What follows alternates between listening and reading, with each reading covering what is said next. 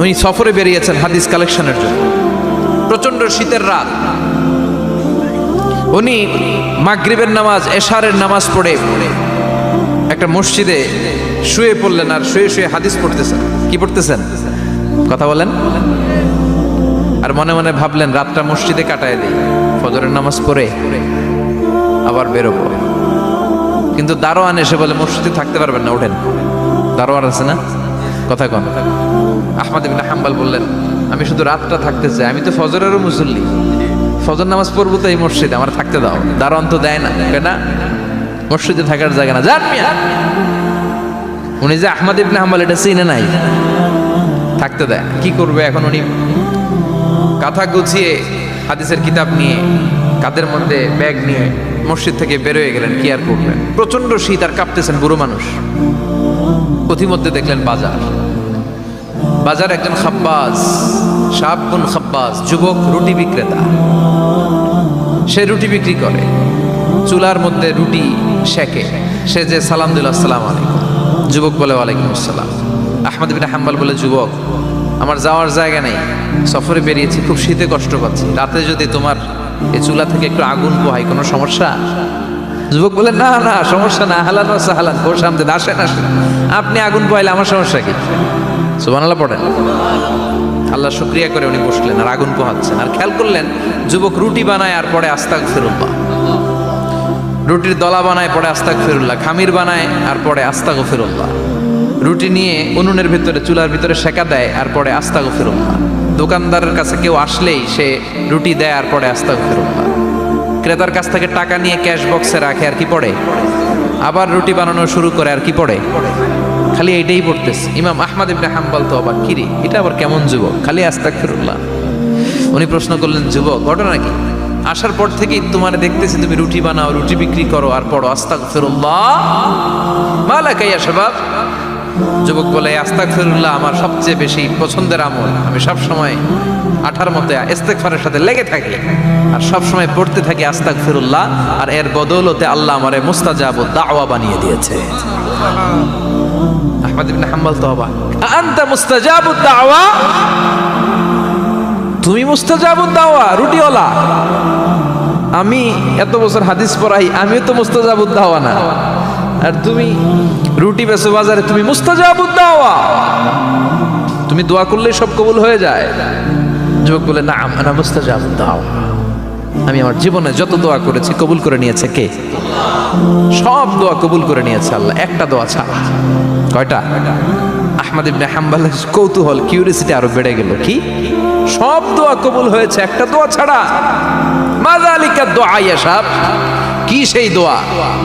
যুবক এবার বলতে শুরু করলো আমার জীবনে যে দোয়াটা আল্লাহ কবুল করে নাই সেটা হচ্ছে আমি আল্লাহর কাছে অনেক চেয়েছি, অনেক দোয়া করেছি যে আল্লাহ শুনেছি এই জামানার সবচেয়ে বড় মুহাদ্দিস, তার নাম নাকি ইমাম আহমদ ইবনে হাম্বল, আল্লাহ তোমার কাছে আমার চাওয়া আমি যেন এই ইমাম আহমদ ইবনে হাম্বলের দেখে মরতে পারি, আমি যেন ইমাম আহমদ ইবনে হাম্বলের হাতে হাত রেখে মুসাফা করতে পারি আর তার কপালে একটা চুমু এঁকে দিতে পারি। আহমদ ইবনে হাম্বল আবেগপ্রবণ হয়ে গেলেন, চোখের পানি ছেড়ে দিলেন, বললেন যুবক তোমার এই দোয়াটাও কবুল হয়ে গিয়েছে। আহমদ ইবনে হাম্বলের দেখা আর সাক্ষাৎ পাওয়ার জন্য আহমদ ইবনে হাম্বলের বাড়িতে তোমার যাওয়ার দরকার নাই, আহমদ ইবনে হাম্বল তোমার দরবারে ছুটে এসেছে। আনা আহমদ ইবনে হাম্বল মুহাদ্দিসুদ দাহর, আমি নিজেই আহমদ ইবনে হাম্বল। যুবক চোখের পানি ছেড়ে দেয়, আহমদ ইবনে হাম্বল চোখের পানি ছেড়ে দেয়। যুবক চিৎকার মেরে ইমাম আহমদ ইবনে হাম্বলকে জড়িয়ে ধরে, হাতে হাত রেখে মুসাফা করে, কপালের মধ্যে চুমু খায় আর আল্লাহর শুকরিয়া করে বলে ও ইমাম আসলে এই দোয়াটাও আল্লাহ আজকে কবুল করে নিল। বিশ্বাস হয় সবসময় ইস্তেগফার করলে আপনার দোয়াগুলোর এইভাবে কবুল করে নিবে কে? এই পাঁচটা জিনিস পাবেন সবসময় যদি ইস্তেগফারের সাথে লেগে থাকেন। রাজি আছেন তো? এই জন্য বিশ্বনবী সব সময় নামাজে সালাম ফিরানোর পরে পড়তেন আস্তাগফিরুল্লাহ। কি পড়তেন? 3 বার পড়তেন আস্তাগফিরুল্লাহ, আস্তাগফিরুল্লাহ, আস্তাগফিরুল্লাহ। পড়তে রাজি আছেন? ইস্তেগফারের অনেকগুলো আলফাজ আছে, সবচেয়ে ছোট ইস্তেগফার হচ্ছে এটা আস্তাগফিরুল্লাহ, আস্তাগফিরুল্লাহ। আরো আছে আস্তাগফিরুল্লাহ আল্লাযী লা ইলাহা ইল্লা হুয়াল হাইয়ুল কাইয়্যুম আতুবু ইলাইহি, বিশ্বনবী বলেন এই ইস্তেগফারটা যদি কেউ পড়ে, আত-তাওয়াল্লি মিন ইয়াউমিজ যাহাফ, যুদ্ধের ময়দান থেকে পালিয়ে আসা কবিরা গুনাহ। কি গুনাহ? কাফেরদের সাথে যুদ্ধ, আমি তাগড়া যুবক, তলোয়ার নিয়ে নেমেছি, আমার দেহের এক ফোঁটা রক্ত থাকা পর্যন্ত আমি যুদ্ধ চালিয়ে যাব, আমি ফিরে আসতে পারবো না, আইনটা কার? ফিরে আসলে কবিরা গুনাহ। বিশ্বনবী বলেন যুদ্ধের ময়দান থেকে ফিরে এসেছে এরকম কবিরা গুনাহ অবলম্বনকারীও যদি আস্তাগফিরুল্লাহ আল্লাযী লা ইলাহা ইল্লা হুয়াল হাইয়ুল কাইয়্যুম ওয়া আতুবু ইলাইহি পড়ে, ওই কবিরা গুনাহকারীকেও ক্ষমা করে দিবে কে? পড়তে রাজি আছেন তো? আবার সাইয়েদনা আবু বকর বললেন, ইয়া রাসূলুল্লাহ আল্লিমনি দুআআন আদউ বিহি ফি সালাতি, এমন দোয়া আপনি আমারে শিক্ষা দেন যে এই দোয়াটা আমি নামাজে পড়তে পারি। বিশ্বনবী বললেন, পড়ো আল্লাহুম্মা ইন্নী যালামতু নাফসি যুলমান কাসীরান ওয়া লা ইয়াগফিরুয যুনুবা ইল্লা আনতা ফাগফিরলি মাগফিরাতাম মিন ইনদিক ইন্নাকা আনতাল গফুরুর রহিম। সুবহানাল্লাহ পড়েন, এটাও ইস্তেগফার। আমরা এটার বলে দোয়া মাসুরা, সালাম ফেরানোর আগে পড়ি না? যেখানেই ক্ষমা চাওয়ার কথা আছে ওইটারই কি বলে? ইস্তেগফার। আল্লাহুম্মা ইন্নী যালামতু নাফসি, আল্লাহ জুলুম করেছি, যুলমান কাসীরা, অনেক জুলুম, ওয়ালা ইয়াগফিরুয যুনুবা ইল্লা আনতা, তুমি ছাড়া এই গুনাহ ক্ষমা করার তো কেউ নাই। ফাগফিরলি মাগফিরাতাম মিন ইনদিক, তোমার দয়ায় আমারে ক্ষমা করে দাও। ইন্নাকা আনতাল গফুরুর রহিম, তুমি হলা ক্ষমাশীল। ঠিক কি না? এটাও ইস্তেগফার, এটাও পড়বেন। আর এই সব ইস্তেগফারের শ্রেষ্ঠ ইস্তেগফারের নাম সাইয়্যিদুল ইস্তেগফার। যত ইস্তেগফার হতে পারে এর মধ্যে সবচেয়ে শ্রেষ্ঠতম ইস্তেগফার নাম কি? কথা কন। বুখারীর বর্ণনা, শাদ্দাদ ইবনে আউস রাদিয়াল্লাহু তাআলা আনহু বর্ণনা করেন, এই সাইয়্যিদুল ইস্তেগফার দিনের বেলা যে পড়বে ওই দিনে মারা গেলে সে জান্নাতি। এই সাইয়্যিদুল ইস্তেগফার রাতের বেলা যে পড়বে ওই রাতে যদি ইন্তেকাল হয় ওই লোকটা জান্নাতি। মুখস্থ আছে না? কার কার মুখস্থ হাত তুলেন। মাশাআল্লাহ, তাবারাকাল্লাহ, মাশাআল্লাহ, মাশাআল্লাহ। আর যাদের নাই তাদের হোমওয়ার্ক, তাদের আল্লাহুম্মা আনতা রাব্বি লা ইলাহা ইল্লা আনতা খালাকতানি ওয়া আনা আবদুক ওয়া আনা আলা আহদিকা ওয়া ওয়া'দিকা মাস্তাতা'তু আউযু বিকা মিন শাররি মা সানা'তু আবুউ লাকা বিনি'মাতিকা আলাইয়া ওয়া আবুউ লাকা বিযামবি ফাগফিরলি ফাইন্নাহু লা ইয়াগফিরুয যুনুবা ইল্লা আনতা। সুবহানাল্লাহ পড়েন। আজকে রাতে পড়ছেন, মারা গেলে জান্নাতি। চিল্লায় পড়েন আল্লাহু আকবার। এজন্য বিশ্বনবী বলেন আমার আগের গুনাহ মাফ, পরের গুনাহ মাফ, তারপরেও প্রতিদিন আমি 70 বার তওবা ইস্তেগফার পড়ি। আজকে থেকে পড়তে রাজি আছেন তো? বেশি বেশি ইস্তেগফার পড়া যাবে না? একটু প্রাণ খুলে দিল খুলে আওয়াজ করে পড়েন তো আস্তাগফিরুল্লাহ। আর জোরে পড়েন আস্তাগফিরুল্লাহ। আবার সবাই পড়েন আস্তাগফিরুল্লাহ। সব সময় তওবা ইস্তেগফার যারা পড়ে তাদেরকে পছন্দ করে কে? সব সময় জিকির করে করে জিহ্বাটারে যারা ভিজিয়ে রাখে তাদেরকেও পছন্দ করে কে?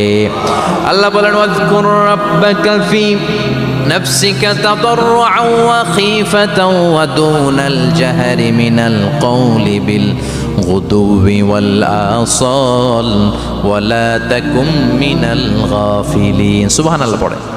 আল্লাহ বলেন ওয়াজকুর রাব্বাকা ফি নাফসিক, আল্লাহরে মনে মনে ডাকো। তাদাররুআন ওয়া খীফা, আল্লাহর জিকির করতে আল্লাহ বলেছেন ফি নাফসিক। বুঝতেছেন না অর্থ? ফি নাফসিকা, মনে মনে আল্লাহর জিকিরটা করো।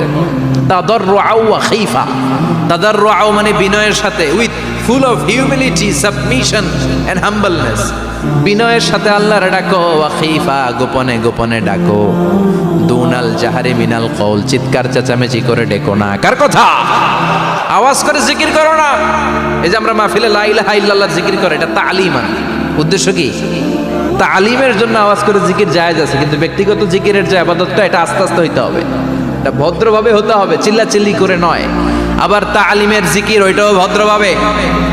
ইন্নাল্লাহা জামিল ইউহিব্বুল জামাল, আমার আল্লাহ সুন্দর, আমার আল্লাহর জিকিরের মধ্যেও সৌন্দর্য আছে না নাই? কিন্তু এদেশে জিকিরের ভেতরে লাফালাফি আছে না নাই? বেশি না কম? কি বসেন বসেন, হ্যাঁ বসে যান তো, অনেক ধরনের আছে জিকির। হ্যাঁ বসেন বসেন, বসে যান। হ্যাঁ হাইবার আলী, এটা কি আবার জালালি? তো এই যে ইন্নাল্লাহা জামিল ইউহিব্বুল জামাল, আমার আল্লাহ সুন্দর, আমার আল্লাহর জিকিরের মধ্যেও সৌন্দর্য আছে না নাই?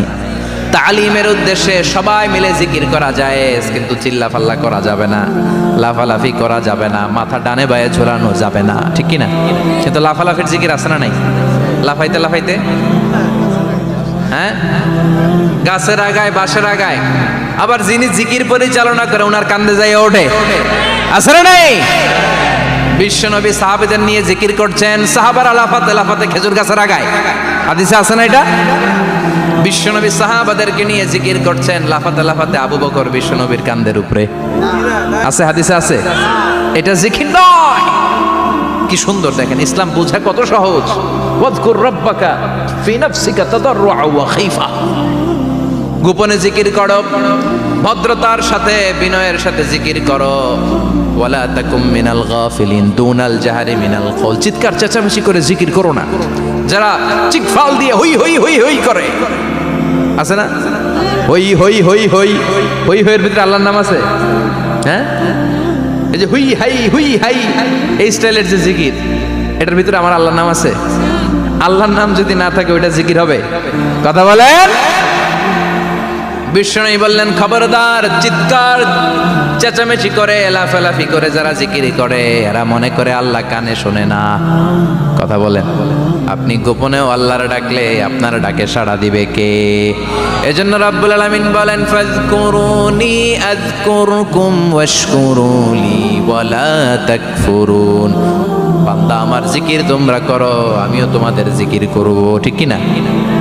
আমরা যদি আল্লাহর জিকির করি, আমাদের জিকির করে কে? সুবহানাল্লাহ কইবেন না? আমরা আল্লাহর জিকির করে, আল্লাহ নাকি আমাদের জিকির করে, যেন তেন কথা এটা। আবার হাদিসে কুদসিতে আল্লাহ বললেন, ফাইন যাকারানি ফি নাফসি যাকারতুহু ফি নাফসি। আমার বান্দা যদি একা একা আমার জিকির করে, আমি আমার বান্দারে একা একা স্মরণ করি। ওয়া ইন যাকারানি ফি মালাইন যাকারতুহু ফি মালাইন খায়রিম মিনহু। এরকম মহা সম্মেলন করে যদি কেউ আমি আল্লাহর জিকির করে, আমি এর চেয়েও বড় মহা সম্মেলন ফেরেশতাদেরকে নিয়ে করে আমার বান্দারে স্মরণ করি। ওয়া ইন তাকাররাবা ইলাইয়া শিবরান তাকাররাবতু ইলাইহি যিরাআন। আমার বান্দা যদি আমার দিকে এক বিঘত আসতে চায়, আমি আমার বান্দার দিকে এক হাত এগিয়ে যাই। আমার বান্দা যদি আমার দিকে এক হাত আসতে চায়, আমি আমার বান্দার দিকে দুই হাত যাই। ওয়া ইন আতানি ইয়ামশি আতাইতুহু হারওয়ালা। আমার বান্দা যদি আমার দিকে হেঁটে হেঁটে আসতে চায়, আমি আমার বান্দার দিকে দৌড়ে দৌড়ে যাই। সুবহানাল্লাহ পড়ে। এজন্য বিশ্বনবী বলেন, লা ইয়াজালু লিসানুকা রাতবাম মিন যিকরিল্লাহ। আল্লাহর জিকির দিয়ে জিহ্বাটারে ভিজিয়ে রাখবা। কার কথা? চিল্লায় বলেন, কার কথা? সবসময় আল্লাহর জিকির করতে রাজি আছেন তো? সবচেয়ে শ্রেষ্ঠ জিকির বিশ্বনবী বললেন, আফদালু যিকরি লা ইলাহা লা ইলাহা লা ইলাহা ইল্লাল্লাহু মুহাম্মাদুর রাসূলুল্লাহ সাল্লাল্লাহু। সবচাইতে শ্রেষ্ঠ জিকির লা ইলাহা, এর চেয়ে শ্রেষ্ঠ জিকির আছে? কথা বলেন। বিশ্বনবী বললেন, মান ক্বালা লা ইলাহা ইল্লাল্লাহ সিদকান মিন কলবিহি, একনিষ্ঠতার সাথে অন্তর থেকে কেউ যদি জীবনে একবার বলে লা ইলাহা ইল্লাল্লাহ, দাখালাল জান্নাহ। তার যদি পাপ থাকে, অন্যায় থাকে, ওই পাপ আর অন্যায়ের শাস্তিগুলার পরে কোনো না কোনো দিন আমার ওই বান্দা জান্নাতে ঢুকবে। একবার যদি খালিসান মিন কলবিহি সে পড়ে লা ইলাহা ইল্লাল্লাহ, তার জন্য জান্নাতকে অবধারিত করে দিয়েছে কে? আবার এটার নাম আল্লাহ দিয়েছে কালিমায়ে। কথা বলেন। দরাবাল্লাহু মাসালান কালিমাতান তাইয়িবাতান কাশাজারাতিন তাইয়িবাতিন আসলুহা সাবিতুন ওয়া ফারউহা ফিস সামা। সুবহানাল্লাহ। পবিত্র বাণী এটা কালিমায়ে তাইয়িবা।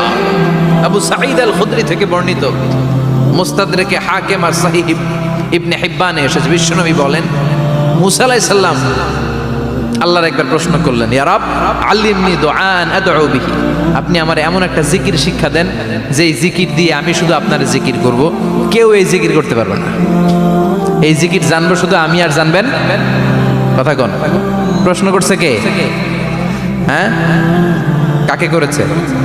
আল্লাহ এমন একটা জিকির শিখান যেই জিকির কেউ জানে না, আমি জানবো, আর ওই জিকির দিয়ে প্রাণ ভরে আপনারে ডাকবো। আল্লাহ বললেন, মুসা পড়ো লা ইলাহা লা ইলাহা ইল্লাল্লাহ মুহাম্মাদুর রাসূলুল্লাহ। মুসা আলাইহিস সালাম বললেন, আল্লাহ চাইলাম কি, কইলেন কি?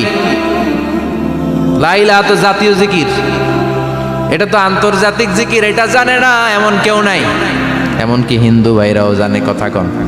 আল্লাহ আমি তো চাইছিলাম এক্সক্লুসিভ, আমার জন্য স্পেশাল, এর চেয়ে সুন্দর আর কেউ জানবে না, এত সুন্দর একটা জিকির আপনি দিবেন, এটা আমি ডাকবো আপনারে আর আপনি শুনবেন। আল্লাহ বললেন, মুসা এর চেয়ে দামি আমার কাছে নাই। লাউ তাদউ লা ইলাহা ইল্লাল্লাহ ফি কাফা, লা ইলাহা রে যদি মুসা এক পাল্লায় রেখে দাও, ওয়াসসামাওয়াতু সাবউ ওয়াল আরদিন, সাত আকাশ সাত জমিন যদি আরেক পাল্লায় রেখে দাও, লা ইলাহা এক পাল্লায়, সাত আকাশ সাত জমিন আরেক পাল্লায় ওজন যদি দাও, লা রাজাহাত কাফাতু লা ইলাহা ইল্লাল্লাহ, মুসা দেখবা মুহূর্তের মধ্যে লা ইলাহা ইল্লাল্লাহর পাল্লা ভারী হয়ে গেছে। সাত আকাশ সাত জমিন এক পাল্লায়, শুধু লা ইলাহা ইল্লাল্লাহর এক পাল্লায় মুহূর্তে লা ইলাহার পাল্লাটারে ভারী করে দিবে কে? এটা বিপ্লবী বাণী। আমরা এটার ভিক্ষার মধ্যে লাগাইছি। এখন ভিক্ষা করার সময় লা ইলাহা আছে না নাই? একটা টাকা দিয়া যান, আমি গরিব ইনসান আর সমান, একটা টাকা দিয়া যান, আমি গরিব ইনসান, আছে না নাই? জুমার নামাজের সময় ভিক্ষা করে, একটা টাকা দিয়া যান, আর লা ইলাহার জিকির লগে, আছে না নাই? এটা আমরা ভিক্ষার জিকির বানাইছি, এটা তো বিপ্লবী বাণী। এই বাণীর পক্ষে যারা, তারা ন্যায় আর সত্যের পক্ষে চিল্লায় বলেন ঠিক কিনা? এই বাণীতে যারা বিশ্বাস করে, তারা এক আল্লাহর সামনে মাথা নত করে দেয়। গোটা পৃথিবীর কোন শক্তির সামনে ওই মাথা নত হয় না, ঠিক কিনা?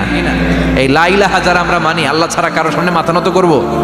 কোন শক্তি আমাদের মাথা নত করাতে পারে?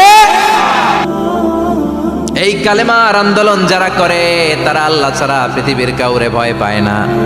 আর তারা চায় কালেমার পতাকা পৃথিবীর মধ্যে যেন পথ করে উড়ে, ঠিক কিনা? বাংলার জমিনে কালেমার পতাকা উড়ুক, আমরা চাই কি চাই না? কোনো একদিন এ দেশের আকাশে কালিমার পতাকা উড়বে, সেদিন সবাই খোদাই বিধান পে দুঃখ বেদনা ভুলবে। কোনো একদিন এ দেশের আকাশে কালিমার পতাকা উড়বে, সেদিন সবাই খোদাই বিধান পে দুঃখ বেদনা ভুলবে। চিৎকার করে বলেন ঠিক কিনা? এই কালেমার সমাজ যদি হয়, ওই সমাজে কেউ লাঞ্ছিত হবে না, ওই সমাজে কোনো নারী নিগৃহীত হবে না, ওই সমাজের কোনো কাজের মেয়েরা ধর্ষিত হবে না, ওই সমাজে দুর্নীতি থাকবে না, ঘুষ থাকবে না, চাঁদাবাজি থাকবে না, টেন্ডারবাজি থাকবে না। সমাজটারে শান্তি দিয়ে সমৃদ্ধ করে দিবে কে? এজন্য সব সময় জিকির করতে হবে একজনের, চিল্লায় বলেন তিনি কে? শ্রেষ্ঠ জিকির হচ্ছে লা ইলাহা। করতে রাজি আছেন? সব সময় জিকিরটা করতে রাজি আছেন? Every night and every day,